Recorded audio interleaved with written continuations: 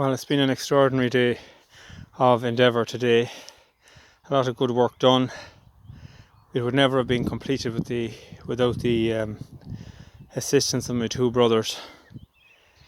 I think the extra manpower was definitely needed when there was some of these 200 kilo boys to be moved. So between slings and front loaders and ourselves, we manoeuvred them into position. So what we have done is, because we have this amount of strong lentils, we've used them, as you can see, for the centre of the Kesh. This is the area where the traffic will be. It's about 9 foot wide or that. They're the strongest. The ones we've left, such as on the transport box now, they are 5-6 inches, tapering off to about 3 inches.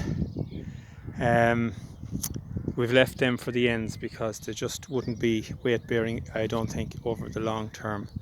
But we're very happy indeed to have done what we've done today. I have to say my son was great help as well. So what's left is the two end pieces have to be put on, and then it reminds me in a lot of ways of how the great men of Aaron made the land on the islands where they had bare rock, where they spent the winters breaking stones to fill the cracks in the rock. And then on their backs in hods they carried sand, and they used all the cow manure, seaweed, anything they could possibly get on top of that to build soil, and they did so very successfully over a generation or two.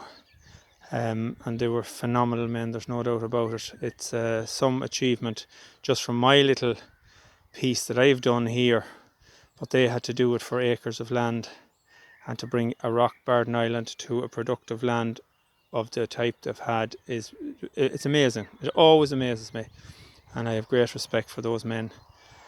So we hope to finish this next week in terms of the stonework. Now my intention then is to let it settle for a while before I start putting on daub and stuff like that, because to be quite honest with you, I'm physically exhausted from it. It's heavy work.